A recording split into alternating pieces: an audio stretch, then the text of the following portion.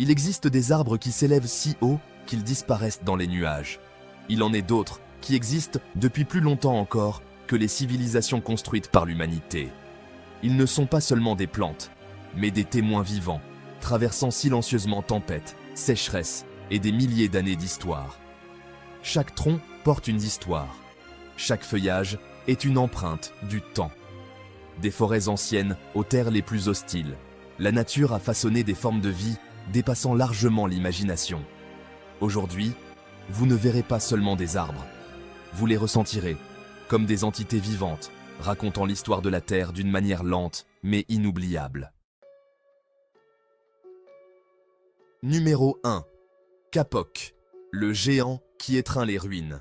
Ce kapokier, Ceiba pentandra, peut atteindre de 60 à 70 mètres de hauteur et se distingue par ses racines contreforts gigantesques en forme de pale, qui s'étendent largement et s'élèvent à hauteur d'homme.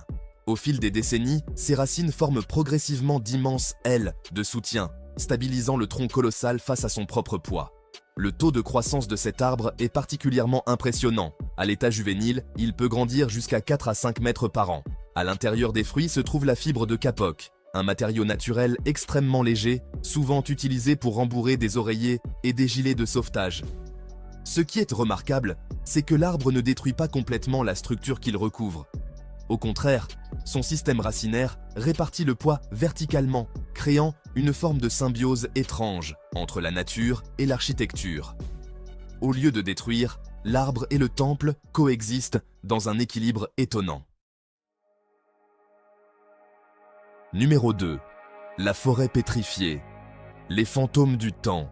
Des centaines d'arbres pétrifiés, âgés de 600 à 700 ans, se dressent silencieusement sur l'argile blanche d'un ancien lac, ressemblant aux ombres restantes d'une époque disparue. Une rivière coulait autrefois ici, mais avec le temps, des dunes atteignant 360 mètres de hauteur ont bloqué l'écoulement de l'eau, asséchant toute la zone.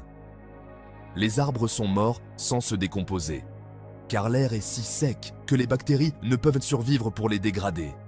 Les troncs brûlés par le soleil deviennent sombres, mais restent durs comme du bois carbonisé. Le plus haut de ces squelettes atteint environ 9 mètres, se dressant au milieu de l'espace vide. Lorsque la lumière change, leurs ombres s'allongent et transforment le sol plat en une composition visuelle, presque graphique.